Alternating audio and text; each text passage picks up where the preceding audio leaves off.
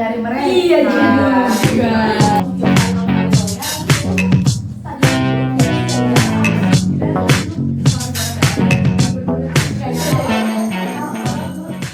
Halo semuanya, selamat datang di Komunila Podcast. Bareng aku Fawazah dan partner aku Zahira, yang kali ini kita mau bahas dan bincang-bincang sedikit ya, sesuai dengan nama saluran kita yang udah lumayan jelas, Komunikes alias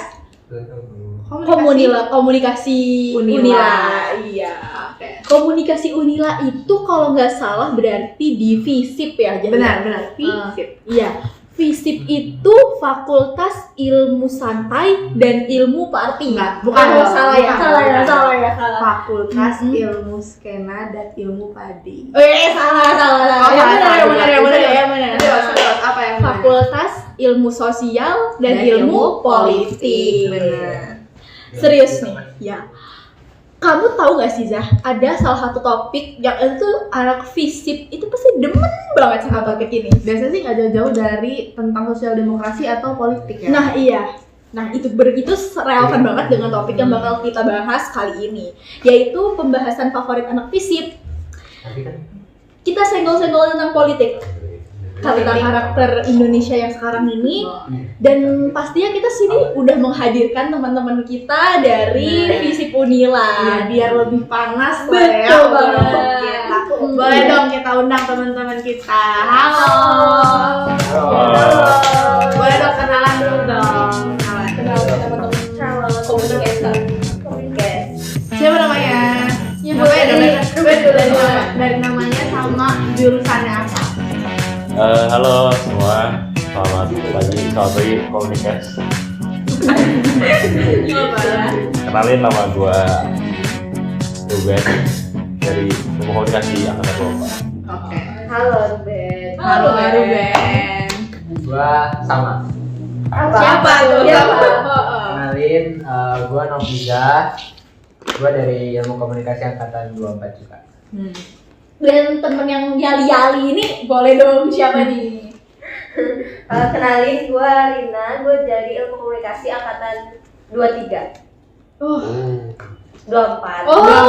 Udah percaya ya kita. Udah percaya ya. Kakak nih. Emang kelihatannya udah kakak ya? Enggak, Enggak. kayak anak SD. Enggak bercanda. Yuk, Ya, kita mulai aja kali ya. Kita mulai aja di pembahasan pertama kita ini. Kan kalian ini anak-anak muda ya, pastinya tuh aktif banget dalam bermedia sosial. Pasti punya akun TikTok semua ya di sini. Ada. Punya Twitter. Ya, karena kalian ini aktif dalam bermedia sosial, kalian pasti pernah kan ngelihat banyak konten kreator yang bawa-bawa isu politik nih di dalam konten mereka. Ya. Perannya tuh banyak dan kira-kira ngebentuk opini politik di Indonesia ya, lumayan mendominasi lah. Nah, kalian bisa nggak nih mengutarakan pendapat kalian tentang itu tuh? Dari siapa dulu nih? Coba dulu deh. Boleh dari Tengah. dari tengah dulu deh. Oke, jadi menurut gua sih gini ya. Kita kan sekarang berada di masih di revolusi industri 4.0 ya kalau sekarang. Nah, otomatis kita itu nggak bisa lepas dari yang namanya teknologi digital, ya kan? Itu poin pertamanya. Nah, karena perkembangan teknologi digital ini yang sekarang semakin pesat, medsos ini memegang peranan penting otomatis di kehidupan kita, terutama di kita sebagai generasi Z kan. Nah, di dalam perkembangan digital ini berkembang yang itu tadi namanya medsos kayak IG, TikTok dan sejenisnya. Nah, sekarang nih banyak konten kreator yang mereka memanfaatkan hal itu tadi, media sosial itu tadi sebagai ajang, bukan ajang sih apa ya, kayak sarana, ya kayak sarana sebagai kayak mana caranya isu politik ini bisa menjadi keangkat gitu loh. Bisa Jadi nyampe lah ya. jadi politik tuh udah nggak ini lagi apa sih? Monoton. Jadi sekarang tuh politik udah bisa lebih tersebar luas, terus bisa lebih banyak ke up kasus-kasus yang mungkin mengganjal gitu di dunia politik gitu sih. Jadi menurut gua peranan digital, peranan perkembangan teknologi, peranan medsos itu sangat-sangat berpengaruh lah terhadap jalannya politik terutama di Indonesia juga gitu. Oke, setuju sih. Tapi kalau misalnya kita lihat nih dari data Indonesia tuh, kita tuh termasuk negara yang minim banget literasi sama berpikir kritis gitu ya. Jadi kita tuh lebih seneng kayak nerima informasi yang udah disuguhin aja gitu, udah jadi gitu lah istilahnya. Contohnya kayak konten-konten short video di TikTok gitu kan. Entah itu walaupun bener atau enggak kita juga nggak tahu. Nah itu tuh yang bikin kadang kita tuh sering ketelan sendiri sama hoax gitu ya, terutama generasi milenial dan Gen Z. Nah terus kalau misalnya nih kita sendiri udah gampang ketelan hoax kayak gitu, terus media sosial ini dijadiin ajang demokrasi nih, berarti banyak dong nanti yang nggak peduli sama fakta gitu, jadi cuman kayak ya udah nonton aja terus disebar terus diterima mentah-mentah. Nah itu tuh gimana tuh? Iya sih, itu juga jadi masalah besar gitu kan. Karena kalau ada konten kreator yang nggak memverifikasi konten itu dengan baik, bakal jadi hoax gitu. Bener, malah jadi kayak penyebaran hoax opini gitu ya di masyarakat ya. Iya sih. Terus ada nggak sih kayak gimana ya? Ada konten kreator Ya yang gimana menurut kalian tuh, ya tadi kan kita tadi bahas konten kreator nih. Nah menurut kalian ada nggak sih konten kreator yang suka bahas-bahas isu politik yang kira-kira cocok nih buat kita bahas di sini nih kira-kira? Banyak nggak sih? Iya sih, sebenarnya banyak banget, tapi aku punya satu, Iya, aku punya siapa satu tuh? bintang Siapa tuh? Emon, setuju gak?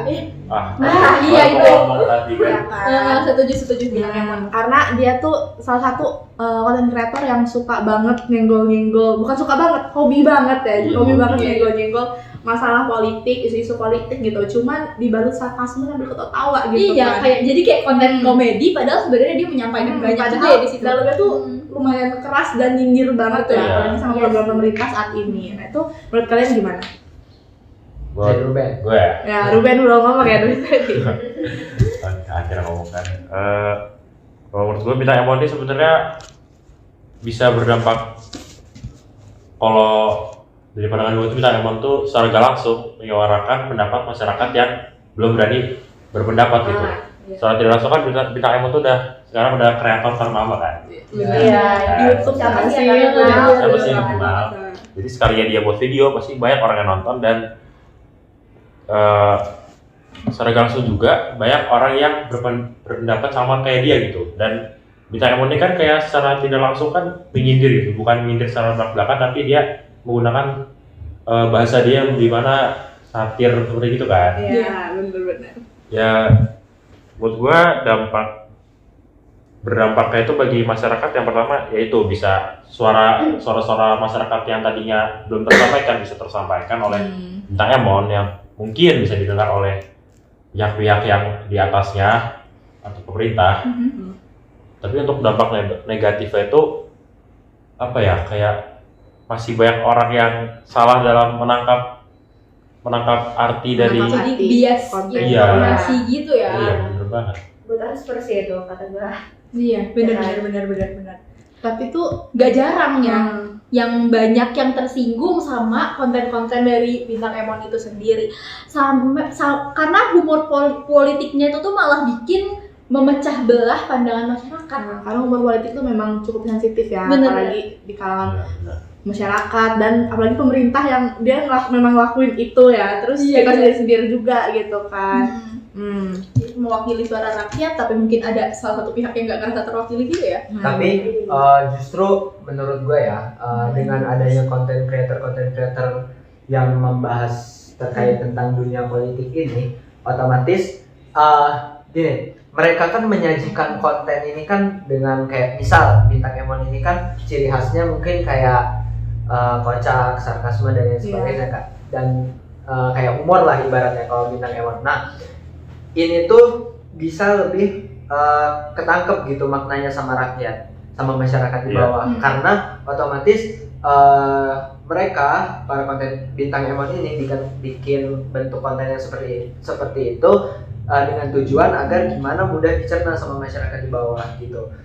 Nggak cuma bintang Emon sih sebenarnya, banyak kayak mungkin Bima tuh kan, kayak yang sempat viral Bima Bima yang Lampung Iya, gitu ya. itu. nggak jauh-jauh ya. Mungkin kadang kita melihat ada beberapa orang yang memandang konten dia terlalu brutal gitu ya. Iya. Ya, terlalu brutal dan Apalagi dengan bahasa-bahasa yang terbang betul. kasar. Cuman mungkin bisa dibilang karena hal itu juga berita dia atau konten dia bisa naik, akhirnya bisa sampai ke pemerintahan dan didengar oleh pemerintahan. Gitu sih menurut gua, ya banyak positifnya juga. Iya, buktinya kalau kita bahas-bahas Bima, waktu itu zaman, kalian inget gak sih yang waktu dia viral-viralnya, apalagi dia tuh kan study abroad gak sih, ada Iya, ke Aussie, iya. Bener-bener.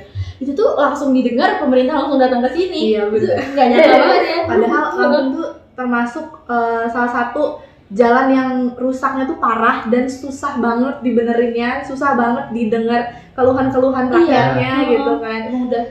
Ya, Dan sorry banget ya, dan gubernurnya tuh bisa langsung turun tangan langsung ke jalan itu gitu pas kan. banget besok juga kan bakal ini ya. Pilkada, udah mau pilkada ya. Kira-kira kalian ini Besok. sebagai mahasiswa FISIP udah nyiapin Udah nyiapin ini belum pilihan. Aman. Udah dong. Aman, udah ngantongin semua ya. Iya. keren. Emang harus kayak gitu. Kita harus melek demokrasi. Apalagi semuanya udah pada nyoblos kan ya. Udah dong. Oke. Nah, dari tadi kan kita udah ngobrol lumayan banyak ya. Iya, panas-panas Sedikit. banget ya. Ya, Dan tapi seru banget sih. dan pasti ada positif negatifnya dari konten kreator itu gitu kan. Aku mau dong pendapat-pendapat kalian tentang positif dan negatifnya konten kreator itu. Kayak dari kamu dulu, dari siapa nih?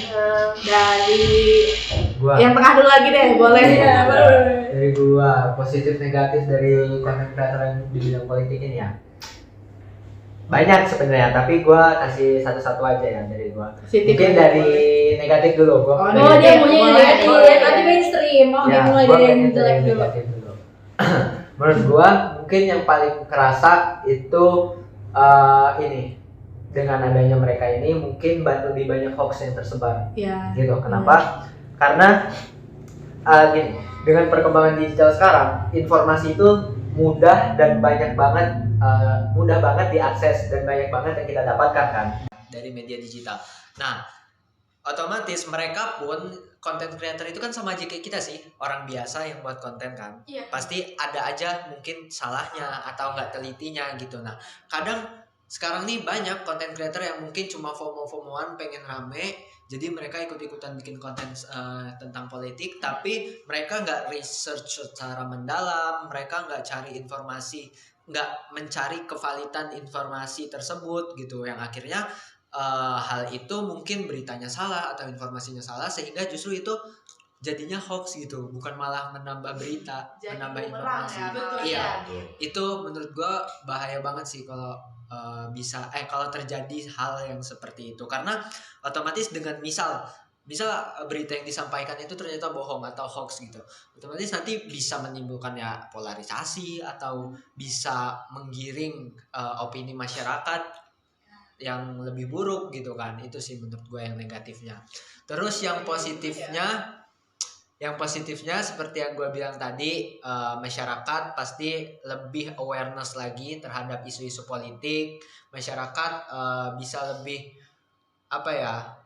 mendapat informasi seputar politik itu juga lebih gampang dan enggak ngebosenin gitu, enggak hanya sebatas di surat kabar atau di koran gitu kan, tapi media digital atau medsos yang udah gampang kita akses itu bisa menjadi asupan atau sumber informasi bagi masyarakat gitu. Itu sih dari gua. Ya. Keren.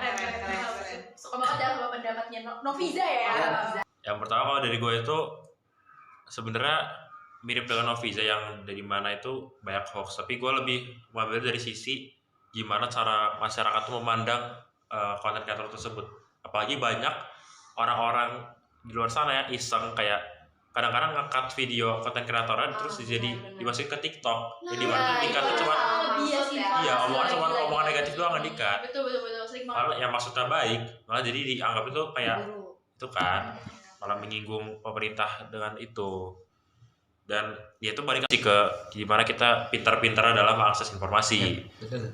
Terus terkait sara dan hal-hal yang berkaitan dengan hal tersebut, kalau dari gua itu nggak boleh sih kalau misalnya konten kreator yang udah benar-benar boleh konten kreator tuh menyuarakan pendapat, tapi kalau misalnya sampai ke berpihak ke suatu pihak yang mengandung hal tersebut, menurut gue itu ya apa ya, sebagai netizen kan Kayak memojokkan lah ya. iya layak untuk protes lah Ya, kita. bener-bener. Gitu sih. Oke.